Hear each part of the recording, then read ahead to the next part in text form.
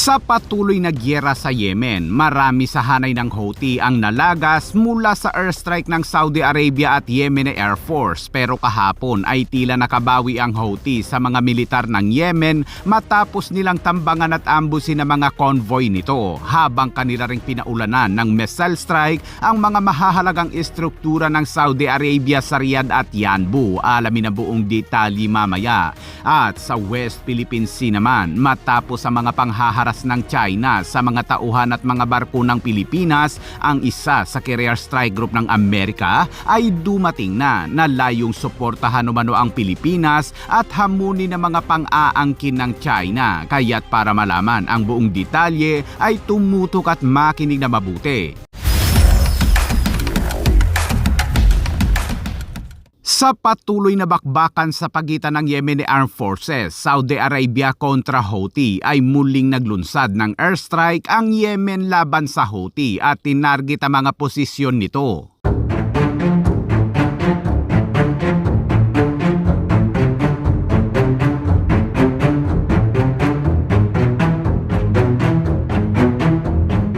Habang ang ground forces naman ng Yemen ay tinarget din ng mga Houthi sa mga posisyon nito sa disyerto at hindi rin nakaligtas ang isang opisyal ng Houthi na paalis na sana sa lugar. Allahumma saddid ya Rabb. Ya Allah saddid.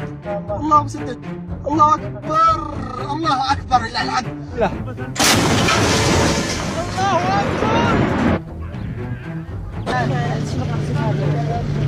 Nagpatuloy ang kanilang bakbakan sa iba't ibang bahagi ng Yemen.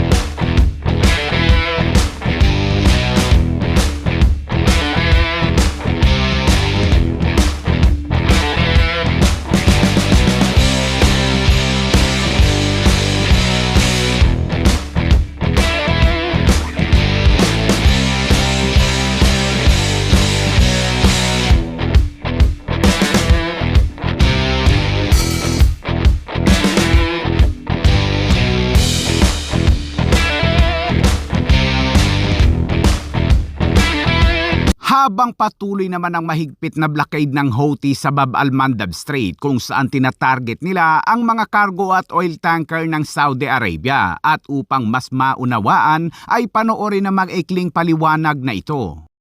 For months, we've been talking about one waterway, the Strait of Hormuz. But there are two vital maritime choke points in the Middle East, and they're both caught up in ongoing conflicts. Now, this is the Bab al-Mandab Strait, located between Eritrea, Yemen, and Djibouti. It links the Indian Ocean to the Mediterranean through the Gulf of Aden, the Red Sea, and further up the Suez Canal. And this is where Yemen's Ansarullah Houthis have declared a naval blockade against Saudi Arabia. Now, the Houthis control large parts of Yemen, which is what we've highlighted here in red. And this is what gives the group the strategic ability to target ships in the Red Sea.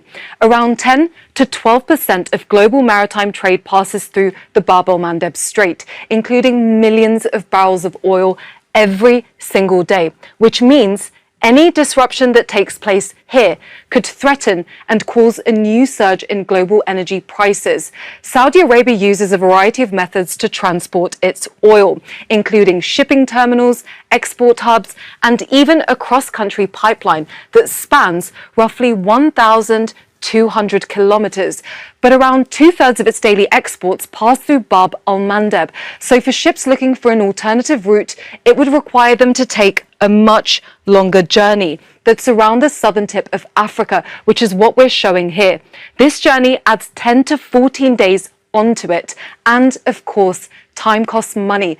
In this case, an estimated $2.5 million additionally to the trip.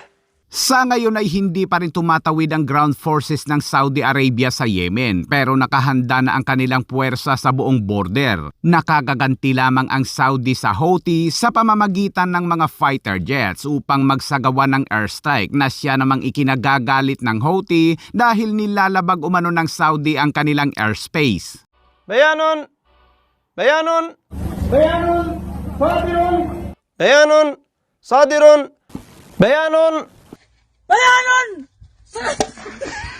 Pero malamang na makakaranas muli ng airstrike ang Houthi dahil kahapon abay naglunsad na naman ng drone at missile strike ang Houthi at tinarget ang mga mahahalagang istruktura ng Saudi Arabia kung saan tinamaan nito ang Yanbu na isang oil transport hub ng Saudi Arabia.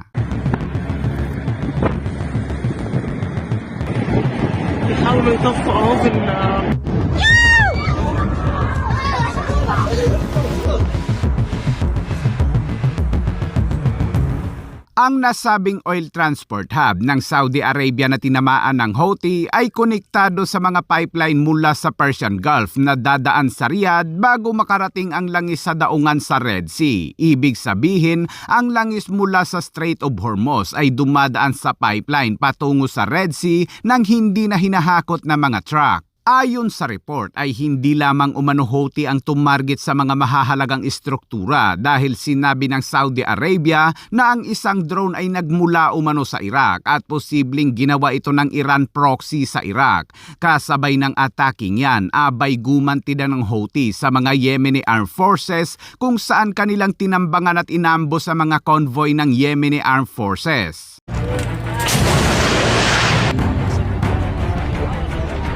Dito ay makikita ang pulasan ng mga militar ng Yemen at maging ang kanilang mga tangke ay ginagamitan ng Houthi na mga anti-tank.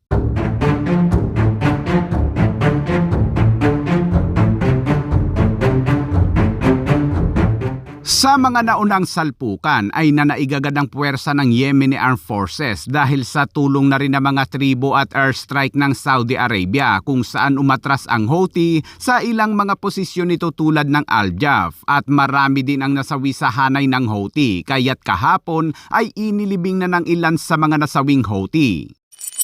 At sa ibang balita naman mga kabayan, kasunod ng mga sagupaan ngayong buwan sa pagitan ng China at Pilipinas sa ilang pinagtatalunang maritime features, ang Carrier Strike Group ng Amerika na pinamumunuan ng USS George Washington ay dumating na sa South China Sea upang mag-operate matapos ang halos 2 buwang aktibidad nito sa Philippine Sea. Ayon sa ulat ng US Navy, ang hakbang na ito ay kasabay ng pagsisikap ng Amerika na suportahan ng Pilipinas sa gitna ng serye ng panibagong harassment sa pagitan ng mga puwersa ng Pilipinas at China. Ayon naman kay US Ambassador to the Philippines Lee Lepton, ang mga advanced na kakayahan ng Carrier Strike Group kabilang ang mga F-35 fighter jets ay nagtataguyod ng kalayaan sa nabigasyon at overflight sa South China Sea at hinahamon ang labis na mga pang-aangkin ng China sa mga maritime features ng Pilipinas. Ang Carrier Strike Group na binubuo ng USS George Washington, USS Robert Smalls, USS Hope at USS Benfold